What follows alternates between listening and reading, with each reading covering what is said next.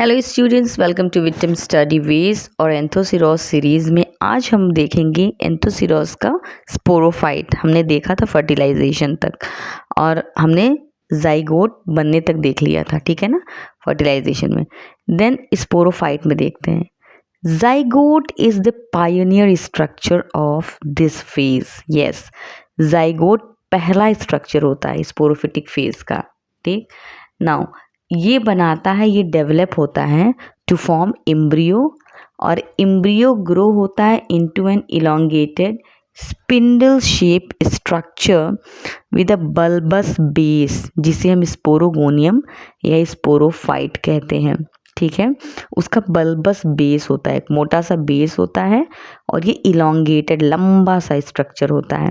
ठीक है, that usually grows in a cluster, ये यूजुअली क्लस्टर्स में ग्रो करता है।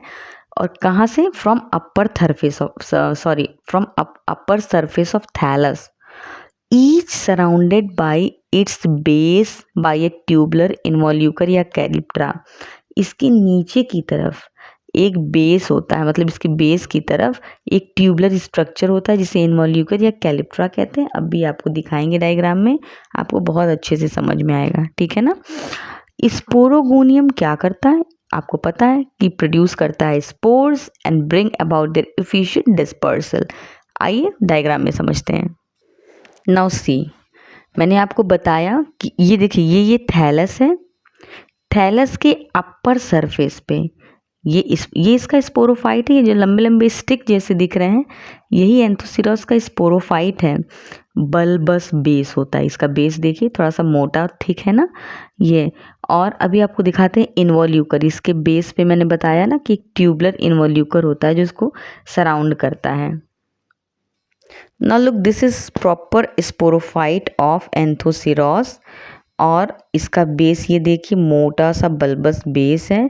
और जिस इन्वॉल्यूकर की बात हम कर रहे हैं वो ये साइड वाला है। देखिए साइड में ये इन्वॉल्यूकर है, ये प्रोटेक्टिव कवरिंग है। देखिए इन्वॉल्यूकर लिखा हुआ है, ये सबसे बाहर की तरफ है। देखिए ये कॉलर की तरह लगा हुआ है, ये इन्वॉल्यूकर है। ठीक है ना। अब आइए हम स्पोरोफाइट का एक्सटर्नल फीचर देखते हैं। एंथोसिरोस के स्पोरोफाइट में 3 रीजन होता है। सबसे नीचे होता है फूट, उसके ऊपर होगा इंटरकैलरी या इंटरमीडिएट जोन। यहाँ पे सीटा जैसी कोई चीज़ नहीं होती है, बल्कि एक इंटरकैलरी या इंटरमीडिएट जोन होता है। देन सबसे ऊपर होता है कैप्स्यूल। ठीक ना। सीटा इज एब्सेंट। ये सारे इंपॉर्टेंट एमसीक्यूज हैं कि सीटा इज एब्सेंट इन एंथोसिरोस। ठीक है। बेस पे जो स्पोरोफाइट होता है is surrounded by tubular sheath, जिसे इन्वॉल्यूकर कहते हैं। मैंने आपको भी दिखाया डायग्राम में, भी फिर दिखाऊंगी। इसका काम क्या होता है? ये प्रोटेक्टिव इन फंक्शन होता है and also give support to the weak intercalary zone. मैंने बताया कि फूट एंड कैप्स्यूल के बीच ये इलोंगेटेड स्ट्रक्चर है। ठीक है, तो उसको सपोर्ट तो चाहिए ही होगा, और लॉन्ग पूरा है ये। ठीक है ना। सीटा जैसी कोई चीज़ नहीं होती है। जो सीटा की जगह पे इंटरकैलरी जोन होता है, उसको ये कैलिप्ट्रा सपोर्ट प्रोवाइड करता है। ठीक है ना। तो ये प्रोटेक्टिव नेचर का है, प्लस ये सपोर्ट भी प्रोवाइड करता है। जो कैप्स्यूल होता है, ये very important, this is very important, इसको नोट करिए अच्छे से। कैप्स्यूल एक long, slender, smooth, upright cylindrical structure है। ठीक है, अभी डायग्राम में आपको सारा चीज़ दिखा देते हैं। Sporophyte of Anthoceros is capable of unlimited growth. Very important MCQ, ये लगभग हर एग्जाम में पूछा जा चुका है कि किस ब्रायोफाइट में जो स्पोरोफाइट होता है हैज़ अनलिमिटेड ग्रोथ। जहाँ अनलिमिटेड टर्म आया ब्रायोफाइट के क्वेश्चन में कि अनलिमिटेड ग्रोथ किस में होता है, तो आप बिना सोचे एंथोसिरोस लगा के आइए। ठीक है ना। क्यों होता है ये भी बताते हैं।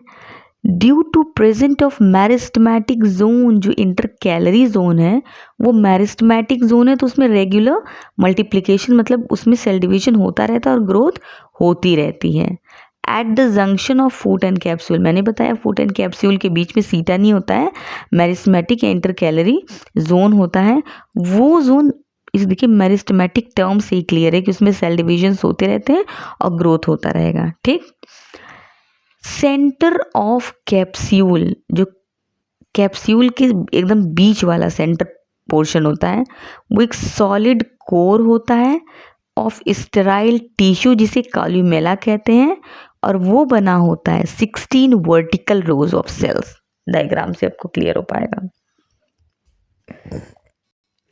Now look, this is your sporophyte, ये आपकी स्पोरोफाइट हम दिखा रहे हैं। दिस इज योर स्पोरोफाइट, देखिए ये है फूट, ये है मेरिस्टेमेटिक जोन, मेरिस्टेमेटिक रीजन, देखिए मेरिस्टेमेटिक रीजन है, सीटा जैसी कोई चीज़ नहीं है, और ये यहाँ से आपका पूरा कैप्सूल है। ठीक है ना।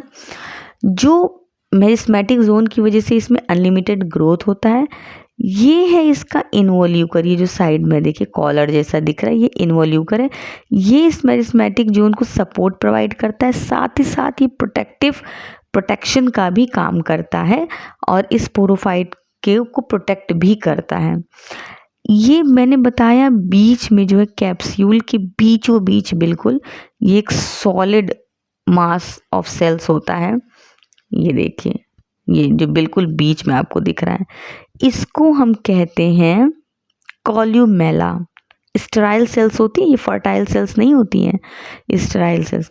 ये देखिए अगर इसका हम ये वाला सेक्शन देखें, ये है 16 वर्टिकल रोज ऑफ सेल्स। अगर इसको काउंट करेंगे 1 2 3 4, 4 इधर से भी 4 इधर से भी, 4 4 16। ठीक है, तो 16 वर्टिकल रोज ऑफ सेल्स होती हैं ये। चूँकि इतना लॉन्ग, देखिए ये है ना, इतना लॉन्ग स्पोरोफाइट होता है, तो इसको अंदर से एक सॉलिड बेस चाहिए ताकि ये सीधे खड़े रह सके। ठीक है ना, तो वो काम करता है कॉल्यूमेला। आई थिंक आपको समझ में आ गया होगा। ये जो कॉल्यूमेला होता है ये बहुत इंपॉर्टेंट है, इसको नोट करिए और याद रखिएगा हमेशा। कॉल्यूमेला एंडोथीशियल ओरिजिन का होता है, बिल्कुल एज इट इज़ क्वेश्चन आते हैं, टीजीटी पीजीटी असिस्टेंट प्रोफेसर सब में ये क्वेश्चन आया हुआ है। कॉल्यूमेला एंडोथीशियल ओरिजिन का होता है। मैंने पिछली किसी वीडियो में बताया था कि जाइगोट जब डेवलप करता है आगे की तरफ, तो उसका बाहर का जो कवरिंग होता है वो एम्फीथीशियल होता है, अंदर का एंडोथीशियल होता है। तो अंदर वाले पार्ट से जो भी आगे बनेगा उसको एंडोथीशियल ओरिजिन का बोलेंगे, और बाहर वाले पार्ट से जो भी बनेगा उसको एम्फीथीशियल ओरिजिन का बोलेंगे। तो यहाँ जो कॉल्यूमेला है वो एंडोथीशियल ओरिजिन का होता है। ये प्रोवाइड करता है support to long delicate capsule, अभी मैंने आपको दिखाया था। ठीक है ना, देखिए ये देखिए ये कॉल्यूमेला है, ये इस लॉन्ग डेलिकेट कैप्सूल को सपोर्ट प्रोवाइड कर रहा है। ठीक है ना। अच्छा एक चीज़ देखिए, जो sporogenous tissues originated in the meristematic zone, जहाँ ये सिंगल लेयर्ड है, which is where it is single layered and is called the archesporium. Diagram देख के तभी समझ में आएगा। अच्छा ये देखिए ये रो देखते जाइए, ये सिंगल लेयर रो है, single single single single single single single, यहाँ से ये डबल हो गया। तो जहाँ तक ये सिंगल लेयर है, ठीक है ना, वहाँ तक ये आर्चीस्पोरियम कहलाता है, आर्चीस्पोरियम। ठीक है ना। देखिए यहाँ से लेके ये मेरिस्टेमेटिक जोन है ना, यहाँ से यहाँ तक जहाँ तक ये सिंगल लेयर, ये आर्चीस्पोरियम, देखिए यहाँ लिखा है आर्चीस्पोरियम, ये आर्चीस्पोरियम कहलाता है। समझ में आ गई बात ना। अच्छा एंथोसिरोस का जो स्पोरोफाइट होता है वो एक साथ डेवलप नहीं हो जाता है, ये सक्सेसिव स्टेज में धीरे धीरे डेवलप होता है, और इसके सक्सेसिव हायर लेवल पे डिफरेंट स्ट्रक्चर्स बनेंगे, जैसे स्पोर मदर सेल बनेगा, स्पोर टेट्रेड बनेगा, म्यू स्पोर बनेगा। तो सब ऐसे धीरे धीरे धीरे सक्सेसिव स्टेजेस पे कुछ ना कुछ स्ट्रक्चर्स बनते जाते हैं। यहाँ देखिए ये जो बीच का सेक्शन था ये कॉल्यूमेला, ये स्टेराइल लेयर है, ठीक है। इसके जस्ट बगल में फर्टाइल लेयर है जिसमें स्पोर्स और स्यूडोइलेटर्स होते हैं। यहाँ पे देखिए जो गोल गोल है स्पोर टेट्रेट, और ये जो लंबे थोड़े दिख रहे हैं ये स्यूडोइलेटर्स हैं, ठीक है। तो यहाँ पे स्पोर्स एंड स्यूडोइलेटर्स होते हैं। स्यूडोइलेटर्स जो होते हैं वो स्मूथ वॉल्ड और न्यूट्रिटिव, आपको पता है इसका न्यूट्रिटिव फंक्शन होता है और स्पोर के डिस्पर्सल में हेल्प करते हैं। इनको स्यूडोइलेटर्स क्यों कहते हैं, ये भी तो यहाँ देखिए ये स्यूडोइलेटर्स, इनको स्यूडोइलेटर्स इसलिए कहते हैं, डायग्राम में देखिए तो ये सिंपल दिख रहे हैं आपको, इसमें थिकनिंग नहीं होती है। इसको भी नोट करिए, बार बार ये पूछा गया है एमसीक्यूज में। असिस्टेंट प्रोफेसर टीजीटी पीजीटी और अब बीएससी भी आपका एमसीक्यू बेस होने वाला है तो ये पूछ सकता है कि स्यूडोइलेटर्स इसलिए कहते हैं क्योंकि they lacks spiral thickening. Spiral thickening में नहीं होता है, इसलिए स्यूडोइलेटर्स नाम दिया गया। स्यूडो मतलब फॉल्स इलेटर्स, फॉल्स, स्यूडो मतलब फॉल्स होता है, ठीक है ना। अच्छा, आर्चीस्पोरियम के, ये देखिए ये आर्चीस्पोरियम मैंने आपको बताया था, ये आर्चीस्पोरियम, इसके एक्सटर्नल कैप्सूल वॉल होती है, ठीक है, कैप्सूल वॉल होती है। Whose outermost layer is epidermis, ये देखिए ये सबसे बाहर की लेयर उसको एपिडर्मिस कहते हैं।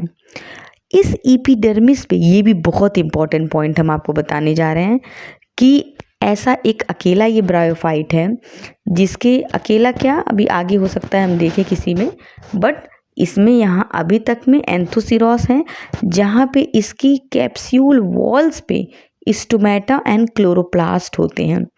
स्टोमेटा होते हैं देखिए और क्लोरोप्लास्ट होती हैं। सो क्लोरोप्लास्ट होने का क्या मतलब है, ये एक्टिवली फोटोसिंथेटिक हैं। क्लोरोप्लास्ट है, फोटोसिंथेसिस हो रहा है, इसका मतलब ये अपना फूड खुद प्रिपेयर कर रहे हैं। इसीलिए कहा गया है कि जो एंथोसिरोस का स्पोरोफाइट होता है वो पार्शियली डिपेंडेंट होता है गैमेटोफाइट पे। किस लिए डिपेंड होता है, just for water and minerals in solution के लिए। याद रखिएगा कौन सा ब्रायोफाइट है जिसका स्पोरोफाइट पार्शियली डिपेंडेंट है गैमेटोफाइट पे, तो वो एंथोसिरोस है। वो क्या है, Anthoceros. Sporophyte of Anthoceros is partially dependent on the gametophyte just for water and mineral in solution. वो अपना भोजन खुद बनाता है, ठीक है ना।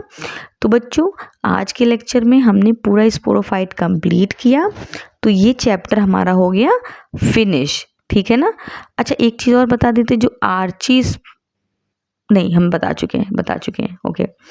नाउ जल्दी जल्दी वीडियो को लाइक करें, शेयर करें, चैनल को सब्सक्राइब करें, और अब हम अगले वीडियो में मिलेंगे फ्यूनेरिया के साथ। Till then bye bye and take care.